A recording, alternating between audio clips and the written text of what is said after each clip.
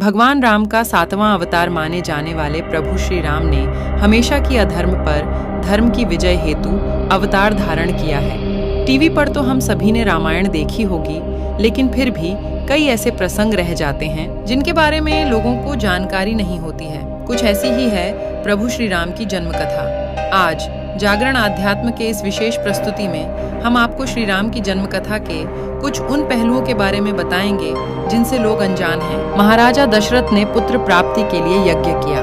महाराज दशरथ ने श्यामकर्ण घोड़े को चतुरंगिनी सेना के साथ छुड़वाने का आदेश दिया।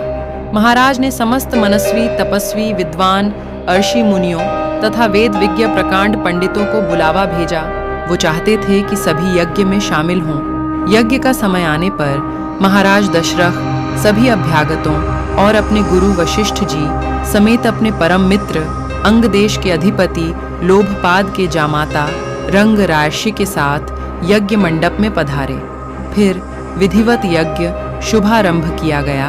यज्ञ की समाप्ति के बाद समस्त पंडितों, ब्राह्मणों, ऋषियों आदि को यथोचित धन धान्य, गौ आदि भेंट दी गई हैं और उन्हें सादर विदा किया गया।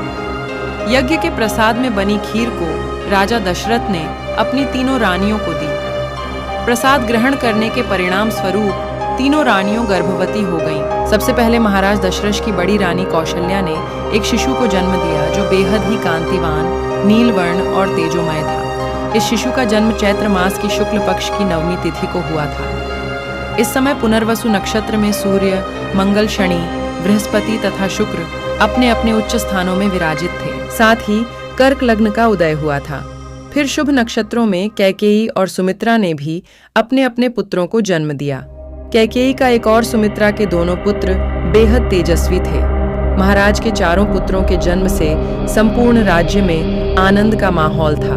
हर कोई खुशी में गंधर्व गान कर रहा था और अप्सराएं नृत्य करने लगी। देवताओं ने पुष्प वर्षा की। महाराज ने ब्राह्मणों और याचकों को दान दक्षिणा दी और उन सभी ने महाराज के पुत्रों को आशीर्वाद दिया। प्रजाजनों को महाराज ने धन धान्य और दरबारियों को रत्न आभूषण भेंट दिए। महर्षि वशिष्ठ ने महाराज के पुत्रों का नाम रामचंद्र, भरत, लक्ष्मण और शत्रुघ्न रखा। जैसे जैसे ये चारों बड़े होने लगे, रामचंद्र अपने गुणों से प्रजा के बीच बेहद लोकप्रिय हो गए। उनमें ऐसी विलक्षण प्रतिभा थी जिसके जरिए वो कम आयु में ही समस्त विषयों में पारंगत हो गए थे। वे हर बात में निपुण थे, जैसे हर तरह के अस्त्र शस्त्र चलाने में, हाथी घोड़े की सवारी में आदि। वे अपने माता पिता और गुरुजनों का बेहद आदर करते थे और उनकी सेवा में लगे रहते थे। उनके तीनों भाई भरत, लक्ष्मण और शत्रुघ्न भी उनका अनुसरण करते थे।